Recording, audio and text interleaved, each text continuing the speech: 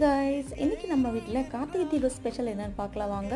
முதல்ல சாம்பார் பண்ணுறதுக்கு குக்கரில் பருப்பு, பூண்டு, உப்பு, மஞ்சள் தூள், தண்ணி சேர்த்து ஒரு 3 விசில் விட்டு வேக வச்சுட்டேன். அடுத்தது தாளிக்கிறதுக்காக ஒரு பேனில் கடுகு நல்லா பொரிஞ்சதும் சோம்பு, சீரகம், வெங்காயம், கருவேப்பிலை, கேரட், பீன்ஸ், கத்திரிக்காய், தக்காளி, கூடவே மஞ்சள் தூள், மிளகாய் தூள், சாம்பார் தூள் சேர்த்து ஒரு 3 நிமிஷத்துக்கு வதக்கிட்டு இப்போ நம்ம வேக வச்சிருக்க பருப்பு கூட இந்த வெஜிடபிள் சேர்த்து ஒரே ஒரு விசில் விட்டு வேக வச்சுக்கோங்க. அடுத்ததான் பால் பாயசம் பண்றதுக்காக 1 கிளாஸ் பால், 1 கிளாஸ் தண்ணி சேர்த்து நல்லா கொதிச்சதும் இதுல ஊற வச்சு ஜவ்வரிசி, சேமியா, சுகர், ஏலக்காய் தூள் சேர்த்து கடைசியா நெய்ல ட்ரை கிரேப்ஸ் அண்ட் கேஷ்நட் சேர்த்து ரோஸ்ட் பண்ணி சேர்த்துக்கோங்க. பருப்பு வடைக்கு ஒரு மிக்ஸி ஜார்ல பருப்பு, பூண்டு, சோம்பு சேர்த்து கோர்ஸா கிரைண்ட் பண்ணிட்டு இதுல பொடியா நறுக்கிய வெங்காயம், பச்சை மிளகாய், புதினா, கொத்தமல்லி, கருவேப்பிலை, உப்பு சேர்த்து எண்ணெய் சூடானதும் எண்ணெயில தட்டி போட்டு எடுத்துக்கோங்க. அதே எண்ணெயில நான் அப்பளம் பொரிச்சுட்டு மீன் பை சாம்பாரும் ரெடி ஆயிடுச்சு.